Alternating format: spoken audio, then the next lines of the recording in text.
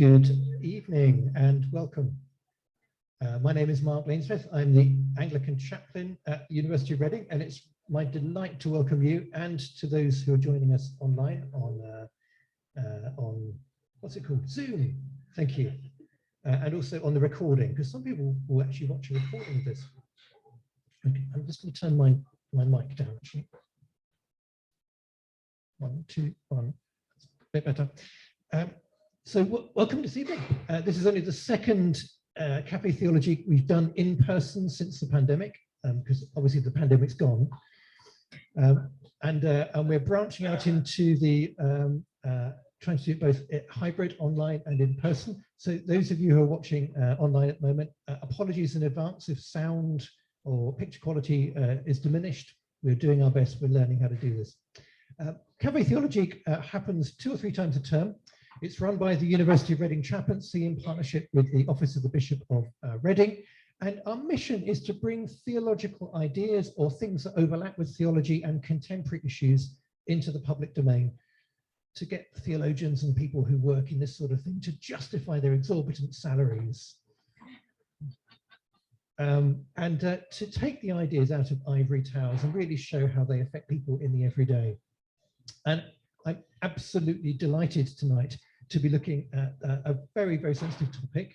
There is on the screen, can perpetrators of sexual abuse change, and should we even try? A really sensitive topic, so just a trigger warning in advance. There may be difficult things that we talk about.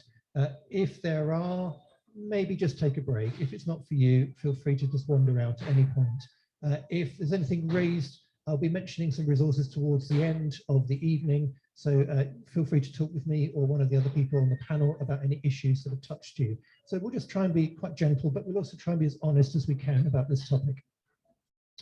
I am so excited to be joined on the couch by Riana Taylor and also Heather Curnow. Heather, I have known, who goes to the same church as I do, for many years now. And we've been talking about her work for quite a while and trying to work out how we would bring the work of Circles UK into this forum. And in the end, what we decided was we go for the top. So I'm delighted that I've got Riana Taylor here, the Chief Executive of Circles UK. Now, I've just had the pleasure of doing dinner with Riana beforehand.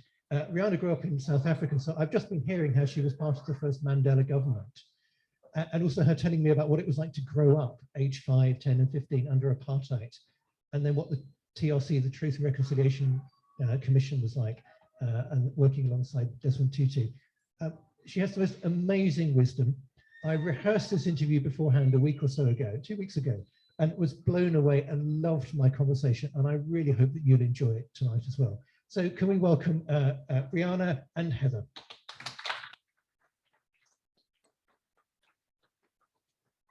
So Riana, I would imagine you're working for an organization that works with former sex offenders. I imagine you don't get a lot of invitations to speak in public in quite this way. Would that be right? You would actually be amazed. We do. So I'm pleased to say. And after that wonderful introduction, Mark, it's a difficult act to live up to, isn't it? But to answer your question, we do get quite a few invitations to speak. We obviously look at it quite carefully because we do not want to go into forums where we will be lynched or, you know, because our work is controversial for quite a few people. And there are groups that, you know, like vigilante groups, people who are understandably against pedophiles, etc., you know, but can express that in quite a hateful way. Now, if we're invited to forums like that, we very politely decline, as you can understand. But forums like tonight, you know, where people are genuinely interested in our work and where we feel we can help people understand the issues, we really welcome those opportunities, because I have been with Circles UK as the CEO for almost 6 years now. It's amazing how fast the time has gone. And we have in that time very much worked on promoting our work and to raise awareness of the public, because people often say to us, well, why do you do this work with perpetrators of sexual abuse? Is it that you like pedophiles? Are you friends of pedophiles? And we say, no, that is not what it is about. We do the work we do because we want to prevent further victims. You know, just like everyone, I believe, in this room who is appalled by the high number of victims and survivors we have of sexual abuse and would like to do something about it. So do we. You know, we care passionately about victims and survivors of sexual abuse. We've also learned that people who engage in sexual abuse are human beings. They can change with the right help, with the right intervention, with the right timing, and the right set of people. And you will hear tonight a little bit about how special some of those people are who work in our circles. I mean, Richard is here tonight, who many of you will know. He's one of our wonderful volunteers in a circle. And you will be able to hear from him tonight as well what that is like to work as a volunteer.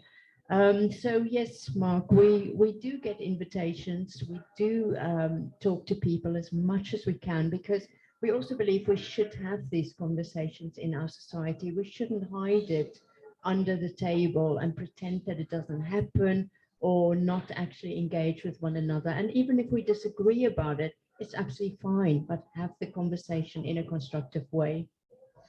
We'll go into more depth in a moment about what Circles UK actually does as an organisation. But first of all, how did you get drawn into it? What led you to work for them? I trained as a criminologist many years ago now. As you can see, we really love the dim light because it hides the wrinkles. But, you know, many moons ago, I trained as a criminologist in South Africa because I've always been drawn to social justice issues, was very aware, having grown up in apartheid, about the impact of racism and inequality and all those kind of things. But also I've always been fascinated by crime. You know, ever since I first started reading, I read crime novels, and I've always thought, well, what is it that make people commit crime? You know, and I had these fantasies when I was a teenager of becoming a bank robber, thinking, how amazing would that be? You know, I could just plot the perfect bank robbery, you know, so I've always been sort of interested in that. And then when I started working and all that, I worked very much in the area of working with victims of crime, and the area of victimology for people who, there are some criminology students here tonight who would know what I'm talking about. And over the years, and then later when I came to the UK, I worked for the probation service for many years, you know, where we had huge caseloads of all sorts of offenders on the caseload, you know, every type of crime you could imagine. And over the years, I kept on thinking, well, hang on, there must be another solution. You know, we just put people in prison, and then they come out of prison, and we try and rehabilitate them, and we try and heal the victims and the survivors. There must be a different way of doing it. And I've then actually really turned towards looking at perpetrators of specifically sexual violence. And when the role of Circles UK came up, you know, and I, you know, was actually approached to apply, I just thought, what an amazing opportunity to work in a positive organization who is actually trying to prevent further victims, you know. And that's what makes me tick, to be honest about it. I'm really passionate about what we stand for, what we do, and helping people to stop that terribly abusive lives that they often lead, and just helping them to see a different way of being. Just as a side, and I know we didn't talk about this when we rehearsed, but having just had dinner with you, did growing up under apartheid feed into that in any way? I think so. You know, apartheid influenced me enormously. I mean, from the day that I can remember, I was aware of living in a country where 3/4 of the population were not free, and that massive inequality, and very much a brutal and quite a totalitarian country, and a regime that the apartheid government represented.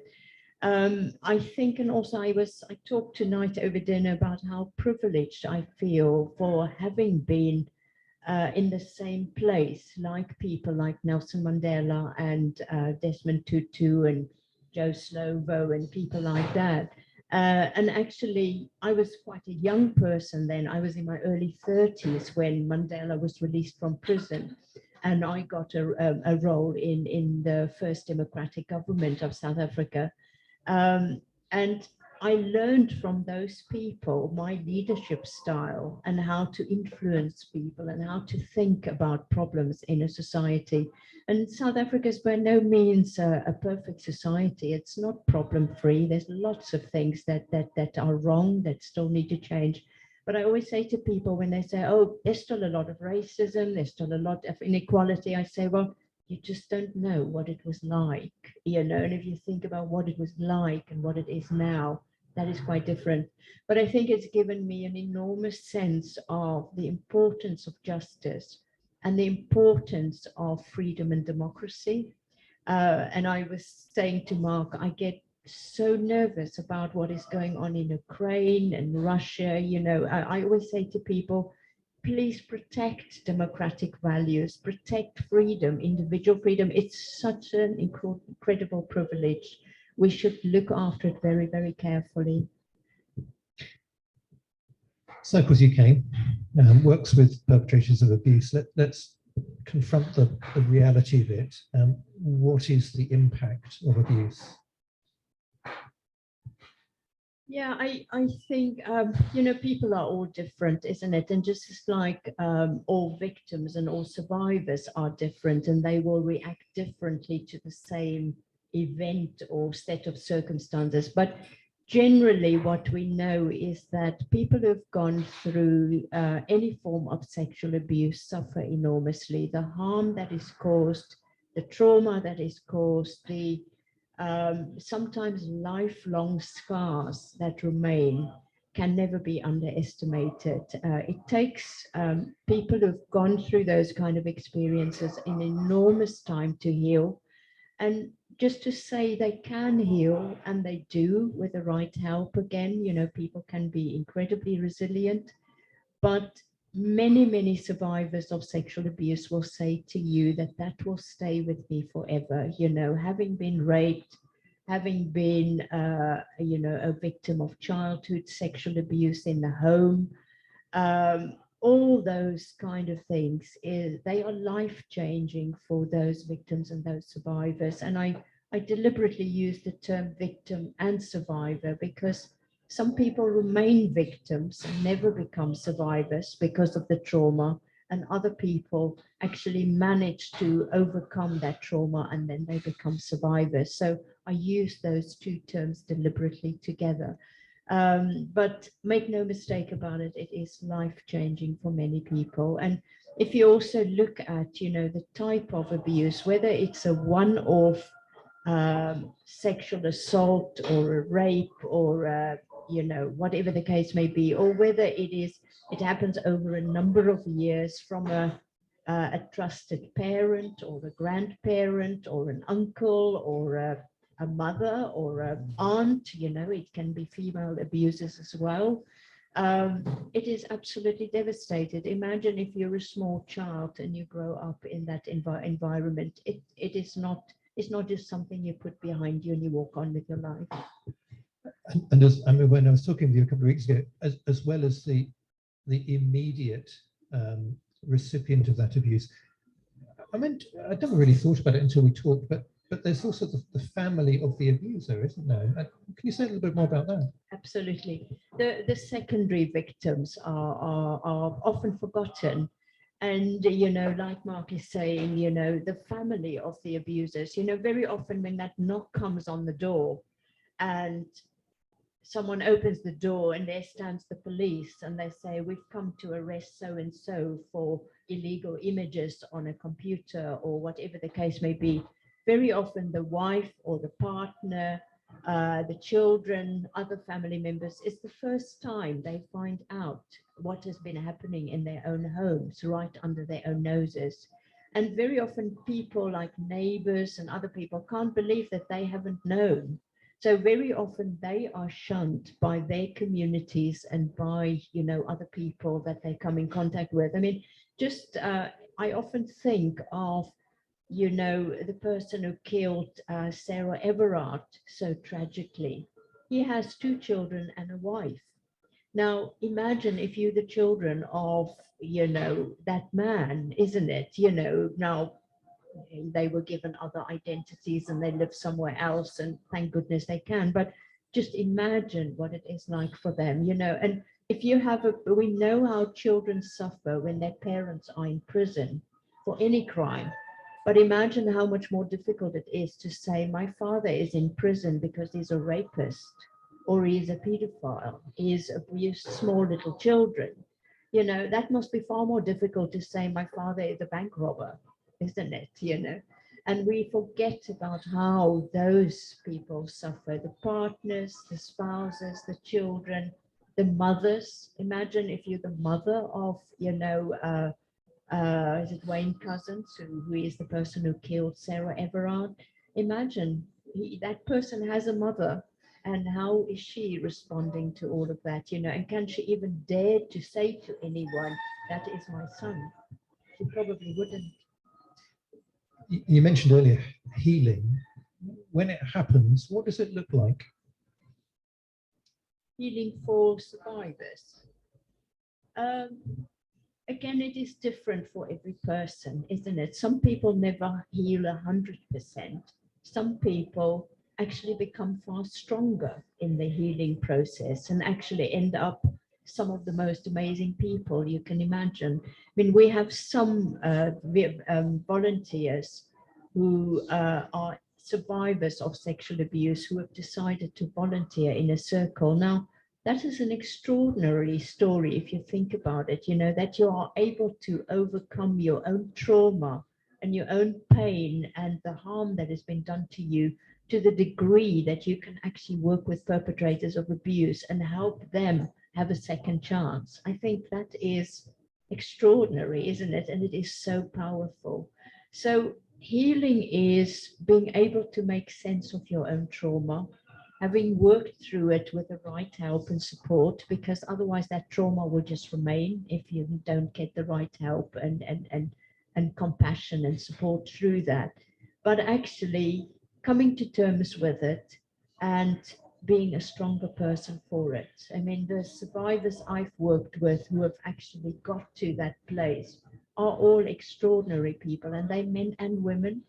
How they are actually able to come to terms with it is quite incredible. So I always say to people, don't, sometimes people are reluctant to say to other people that they're a survivor of sexual abuse, because they've said to me when I worked with them in therapy and counseling situations, they've said they are afraid that they would forever be identified only as a survivor, and they would end up with this identity of being a survivor of sexual abuse, and they are so much more than that. Sure, that happened to them and it's an important part of their lives, but it doesn't mean it's all that they are. They can be so much more than that identity of a survivor, just like a perpetrator is also far more than just that label of a perpetrator. That person is also a father, an employee, a person who shops at Sainsbury, a person who reads books, etc., etc., isn't it? We are more than the labels that are put on us. So you mentioned the perpetrator. I guess the next question would be something like, what's the demographic of perpetrators? You a couple of times you mentioned, and also women. Yeah, and I deliberately do that because our image is in our heads is a rapist is a man, isn't it? And 95% of the time we are right. But that doesn't mean that there aren't female abusers. And in fact, I checked the statistics for us this afternoon, you know, before coming here, just for interest's sake. And when we started circles in the UK, that was in the early 2000s, sort of, you know, and Circles UK was established in 2008. Now, when I go back to those early statistics, the indication was that 1% was women. I checked this latest statistics for you that we have in Circles, And last year, 2021, was 6% were female, which is interesting. And when you look at things like the crime survey of England and Wales, they put female perpetrators of sexual abuse between 2 and 5% on average. So the vast majority is definitely male, but it doesn't mean that there aren't female abusers as well. And also, just a word of caution, sexual abuse is very much a hidden crime. It happens in dark places, behind closed doors, and those victims and survivors very often do not speak about what is happening to them. They suffer that in silence because of the manipulation, the threats, all those things that happen. So there's a lot we don't know about the incidents of it. And I do know that there are some researchers who are saying that there may be a higher incidence of abuse amongst female perpetrators.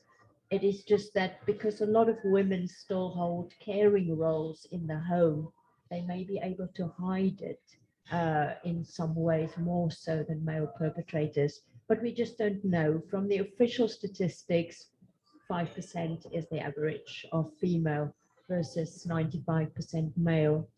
In terms of age, it is quite interesting.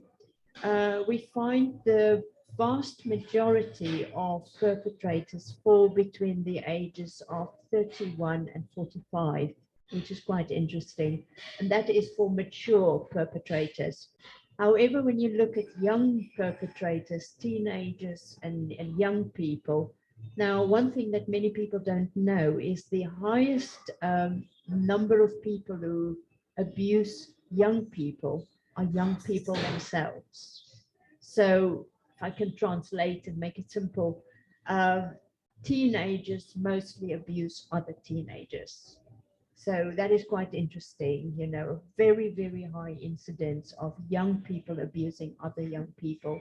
And it is quite a disturbing statistic because if the children are getting younger and younger, we now know that children, the average age of 9, access really serious pornography. Now, 9 is a tiny child, isn't it? I still, when I say it, my heart just stops because I think, no, a child of 9, no child should be seeing pornography, let alone, and I'm talking about ugly stuff. We're not talking about, you know, there's different ways of classifying pornography, but this is really hardcore, awful stuff that a 9-year-old can access fairly easily in the United Kingdom. So they learn about sexual matters through pornography now. They become teenagers, and teenagers tell us that all sorts of things are being demanded from them by their, you know, in their sexual relationships. And it is because people see that on pornography. We very much believe that that is the case. Just to follow that on, just ask again a difficult question about the question of motivation. What would cause somebody to abuse another person? You know, often when I've thought about this and heard other people speaking, the question of power and the thrill of having an imbalance in power dynamics comes into play. But yeah, that's interesting. And again, you know, every sexual crime is different and unique, and every human being is unique and different. So there's not just one type of rapist, one type of pedophile, one type of child abuser. People all are different. But certainly what Mark is saying, power is a very important driver. We find with the majority of people who are perpetrators of abuse, they have access to sexuality in society. If you think about it, if I can speak frankly, if you want to have a sexual encounter, you can go and find it, isn't it? It is possible to find it. You don't have to rape someone to have access to sexuality. So that tells us that very often the driver isn't sexuality. Sex is just a tool that is being used in that abusive act. So power very often, a sense of dominance over another person, a sense of controlling people. Control is very often, and that's why you often find with domestic violence, There's also sexual abuse in that relationship because it's another form of coercion and of control. And then you get people who commit sexual abuse because they don't know better. It may be an educational deficit, as in not knowing how to behave towards a female or towards another person. So sometimes it's an education deficit that can be rectified fairly easily. Other times it's more entrenched difficulties. We also find what is very interesting, a lot of perpetrators are very socially reserved individuals. They struggle with interpersonal relationships. They struggle with communication. They're often quite shy individuals, so find it very difficult to approach women and to begin a conversation. Very often awkward people who kind of prefer to hide behind a computer or in a room, or and communicate by phone or whatever. So one of the key things we do in a circle, and it will be interesting to hear from Richard about that, is we help people with interpersonal relationships. We help them with forming constructive friendships, joining positive groups where they, can relate to other people in a constructive way, not in an abusive way. So it varies, but that will give you a few ideas, hopefully. Thanks, Riana. And Riana mentioned Richard. After the Q&A session, I'm going to invite Richard to come and join us as a volunteer, and we'll get his opinion of what it's like from the inside, supporting people in a circle. Let's draw Heather in at the moment. Heather, thanks, who passed the microphone. When I first heard about circles, actually it was from you and I chatting over coffee, I think after church, and you told me a little bit about the background. For those of us who won't know, and the majority won't, where do circles come from? What's the background? Yeah, Canada is where it all started, and specifically the Mennonite community. Back in 1993, a chap called Charlie was leaving prison, and a serious offender. And at that time, when Charlie came out of prison, Charlie would have had no backup, no support. And the police would have expected in his situation that he'd be back in prison in 1 month. So the prison psychologist contacted a pastor, church pastor called Harry Nye. And I need to say that before he became a church pastor, he'd worked in the voluntary non-profit sector, and he actually knew who Charlie was. So the prison psychologist contacted Harry Nye and said, "What do you think?" And I don't think Harry was keen to engage because he knew about Charlie, but made the decision that, and in the knowledge that this chap Charlie would reoffend very quickly, therefore, as a victim. So Harry and I met with his congregation, and they reached the decision that they would take responsibility for Charlie when he left prison. And this happened, so Charlie left in 1994. The police were so convinced that he would reoffend that every child in schools in Hamilton was given a leaflet with a photograph of Charlie on, a description of all his crimes, because they were so concerned. I think there had been a recent case where things had gone horribly wrong. But the one child who got that was actually Harry Nye's son, who was at school, who apparently said, "Oh, I know him. He was round for supper last night," which probably would have freaked out every teacher going. But that's what they did. So there was a huge community opposition. The police didn't want him there, but they created this first group around him, and they were known as Charlie's Angels. And but then it developed a bit more. They were known as a circle of support. The police and all, the professionals were involved. And then a few months later, another offender was leaving, and it was actually the Anglican Church who got involved this time. And it really grew from there. And then at some point became circles of support and accountability. And the situation with Charlie is 12 years later, he died. And the thought is when he died, he'd not sexually reoffended since he'd been out of prison. And for someone who the police were expecting to be back in prison in 1 month, it's quite extraordinary, really an amazing achievement about preventing victims.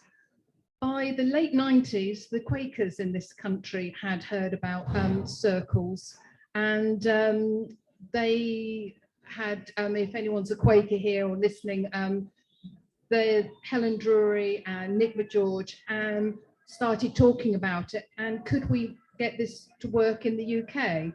So amazingly, it had got Home Office money, and they brought a number of the Canadians around, and they had a one-day conference, which was invite only, but I think from the Catholic Church to the NSPCC were all involved. And from there, a couple of pilots took place, because this was a huge thing that really, are we going to put volunteers with these high-risk offenders? It was just something nobody had heard about before. But the pilots went ahead, and significantly for us, one was covering the Thames Valley. And that then became Hampshire and Thames Valley circles, and then came on Circle Southeast, because they now cover London, Surrey, Sussex, Kent, Thames Valley, Northants. And yeah, so the pilots went ahead.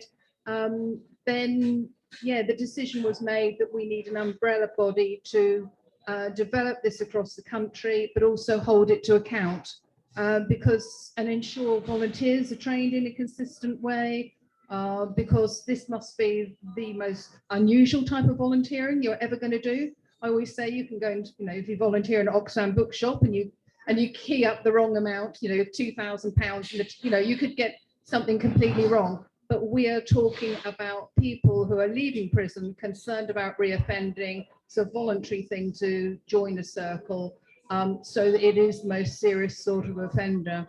So yeah, that is the history of how circles started, and of course now it's just gone right across the world. If you've ever sat in our office, you'll have had visitors from Hong Kong, from Canada, from I don't know, you name it. They've probably sat in our office in Reading learning about, because everyone has the same problem in their country. And you staff the phone, don't you? So how does a referral happen? Okay, well, yeah, I have to say I'm administrative, and I do describe it as the most unusual administrative job probably in the country. So referrals, some people will write to us from prison. They've heard about circles, and they'll write to us from prison and say, how can I have a circle? So we'll write back and explain, perhaps speak to your offender manager, and where in the country you're going to be released. Now, unfortunately, it is a bit postcode lottery now. But I think my understanding is actually the majority, probably referrals we receive, the people have already left prison, and they may be in approved premises at that point. They are then, so supposing someone's coming out to Cornwall, Circle Southwest will pick up on that. Not everyone is suitable for a circle, and not everyone who wants a circle will get one. So what makes somebody suitable for a circle? Would you like to answer that, Riana? Well, I can answer one thing. Yeah, it's a choice thing. It is a choice thing, but yeah, I'll hand that back to you. Thank you. And just to say, I have to immediately contest something that Heather said. She's not just an administrator. All right. Heather is our business manager, and Heather does all sorts of amazing things. So there's no such thing as just a something, isn't it? But anyway, I had to say that. She knew that. Anyway, and just to the question was what makes someone suitable for a circle, isn't it? Heather's absolutely right. We only work with people who want to change, who want to work with us. So we never force someone onto a circle. Many of them come to us via the probation service when they released on license to probation from prison.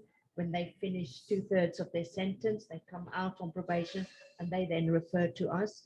We also get referrals from the police, and sometimes from local authorities and youth offending teams, that kind of thing. And what makes them suitable, we screen them very carefully, because we accept people who deny or have some form of denial, but not 100% of denial. And what I mean by that is we don't take people on a circle who say, you've got the wrong person. I was in prison for 10 years, but it's not me. I didn't commit this crime. That is too much of a denial. We don't feel we can work with someone like that and help them. And there's only few places available on Circle. So we kind of want to work with people who we know have a chance to succeed. So other forms of denial, milder forms of denial is absolutely fine, because again, denial, think for yourselves, it's a very human thing, isn't it? We all deny, it's part of our coping mechanisms in life. It's part of making life more bearable. If someone said, I remember, my mom used to come home and say, who ate the last piece of chocolate cake? And immediately I'd think, oh, it must have been me. I must have done it. But I'd say, no, it's not me, isn't it? We all deny. So we screen them for how strong their denial is. We can work with people to say, I've committed this crime, but I did it because I was drunk, or I was, she was actually quite willing. I just, she's now turned around and say it was rape, but actually it wasn't really rape. We work with people like that. That is quite doable for us.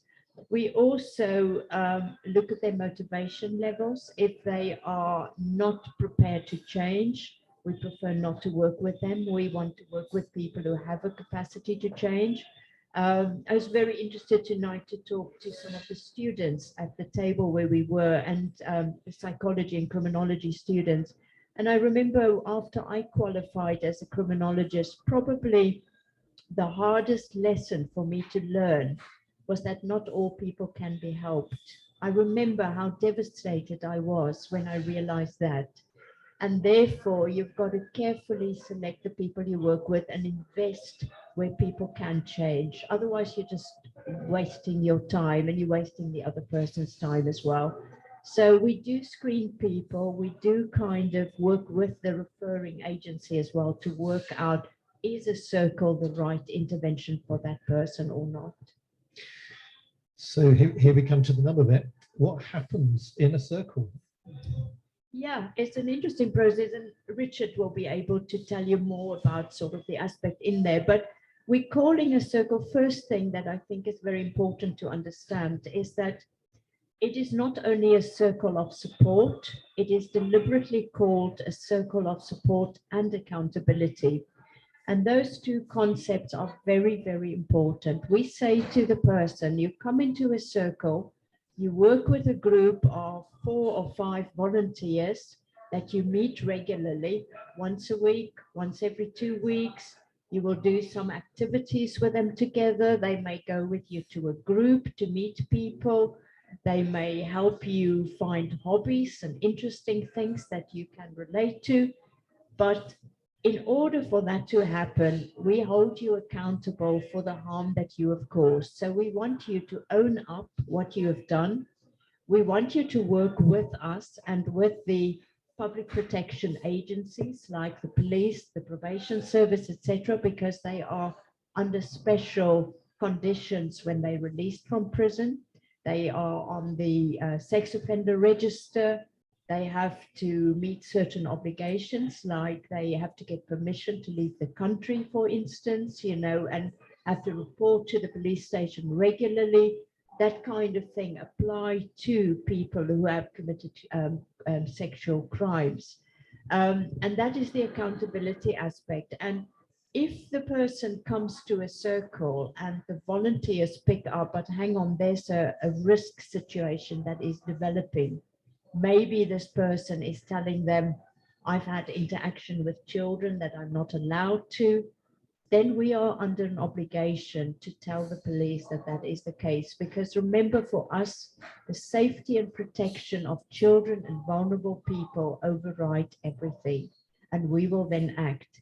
We do that with the knowledge of the person who we call the core member on the circle. So sometimes we have even had amazing stories where the person arrives at the circle and says, I've got to tell you something. My risk is escalating. I have been to a park. I have been watching children. I know I'm about to do something that I shouldn't do. I want you to take me to the police station, and I make a report and I go back to prison. We've had that happen. Now, many people will say, oh, there you failed. The circle isn't working. The person is abusing or wanting to abuse other children. And we say, no, no, no, no. this is a fantastic success story. This person is recognizing that he can cause harm, that he can abuse a child.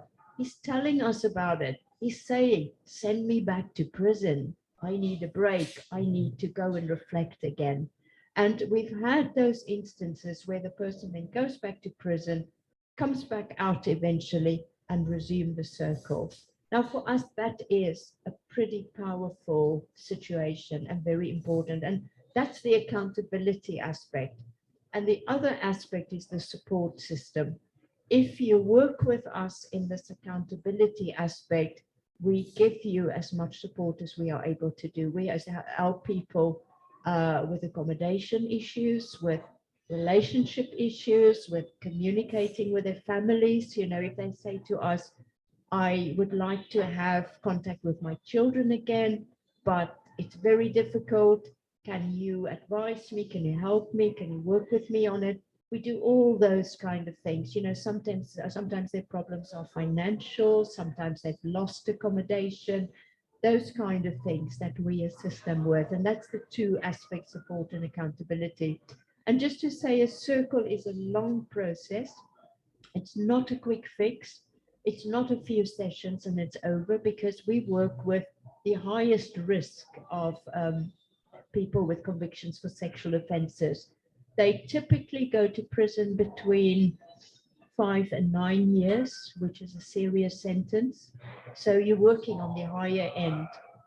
And also many of them have very entrenched difficulties and issues. Many have childhood histories of adverse childhood experiences. Many of them come from not very positive homes.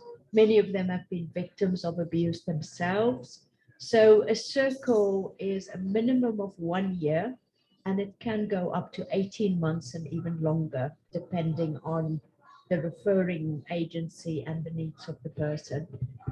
So just to say, it is not a few sessions and it's over. It's actually a very long program. And here's the $64,000 question. How effective is it? Yeah, you know, it is quite difficult to do very in-depth research, because if you really want to know if someone is reoffending again after an intervention, you've got to track them for quite a long period, you know, 5, 10, 15 years to see that they do not reoffend. And that is very difficult for us to do because we don't have those resources. You can imagine, to stay in touch with people and track that is quite difficult.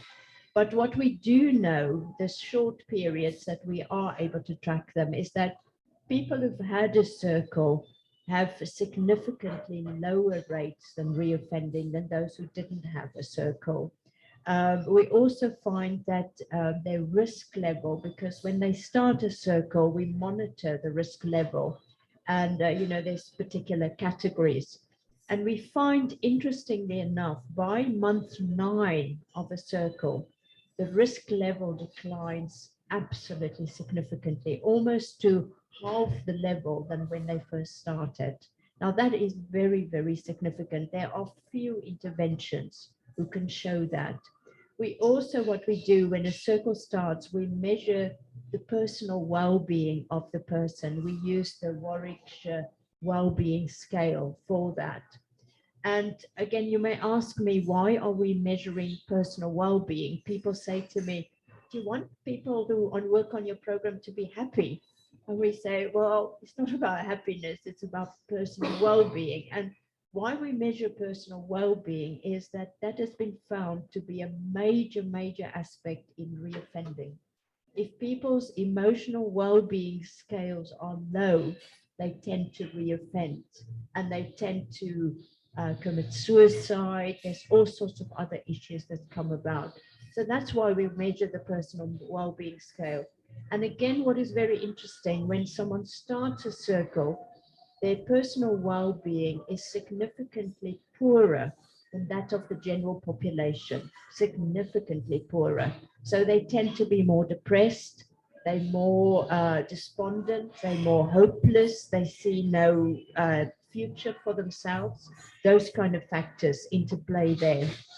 By the time they've gone through a circle, round about, again, it's interesting, month 9, month 10, more or less, their personal well-being is measured again, and it is the same then at that stage as that of the general population, which again is absolutely significant, because again, it's the links to reoffending that we track, rather than whether someone is happy or not happy.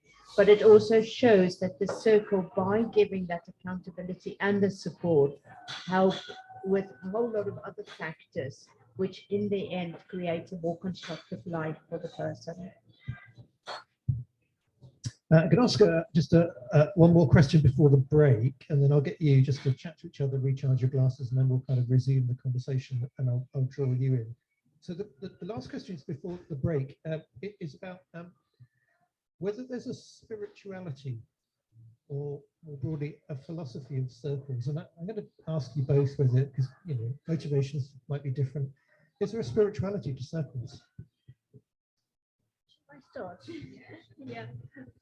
I personally believe there is, because the philosophy of circles is about, we come from the principles of restorative justice originally, as in a person has been to prison, committed a terrible crime, has served the sentence, is coming out of prison with the philosophy of giving the person a second chance, isn't it? So trying to help the person rebuild their life. But there's also the principle of returning to the community and being reintegrated into the community. And there's a restoration process in there if it is done well. And if the community welcomes the person back into the community, which is what restorative justice is about. Now, very often the community doesn't welcome the person back into the community, which is quite sad, but hey, that is how it is. We have many communities who pretend that they have no sex offenders working with them or living with them or sitting in church with them or sitting in the pub with them. They are there. But very often people don't want to know. But when you get those rare communities like what Heather was describing with Reverend Harry Nye and that group of volunteers in the community, it's immensely powerful in restoring that person. We also find that the core members say to us, the fact that the volunteers work with them and they don't get paid for it is very often what helps them turn their lives around. They say the fact that people turn up and they get paid no salary, they come and do it out of the goods of their heart to invest in me, is very often what gives that person hope. So we also work against the shame that the person is experiencing, so we bring hope, we bring belief that you can change and that you can rid yourself of the shame, because that's what we find as well. 99% of the people that we work with have extraordinarily high levels of shame about what they have done, and they can never forgive themselves. So we say, well, if we can help you deal with that shame and you can let go of that, then you can actually be restored into your own community. So I think there is a spiritual aspect. Heather. Yes, it's remembering this does come out of the Christian faith. And for me, it's been always about separating the person from what they've done and seeing people as redeemable. I think, for people who are in Reading, and if people are struggling with this, think of Yeldall Manor drug and alcohol rehab. If somebody's leaving prison, having done fairly horrendous things to support their drug or alcohol habit, I think we can quite understand them coming out, coming into rehab and moving forward their lives, separating them as a person from what they've done. And I think for me personally, I've been working at Circles for 14 years now. And before that, I was at CCA, Christian Community Action, for 8 years. And that's where I learned that whether we had Reading Prison Young Offenders Institute at that time. In Reading, we took work placements from there, as well as Yeldall Manor, Hope House, which is a halfway house. And I think that's where I learned, if somebody says, what I've done is wrong, I don't want to do this again, I can join them on that journey then, And yeah, and so although in this country it's not a faith-based organisation now, the same principles still apply, that it is separating the person from what they've done, and if that person's willing to change, accepting that they can change. You know, and it's tough. It's tough because I expect a lot of people will be sitting in this room saying, "Oh, struggling with that one." But that, for me, that's about, yeah, joining someone on their journey who's prepared to change. Thank you both. We're just going to pause right now. Actually, I think a little round of applause is probably.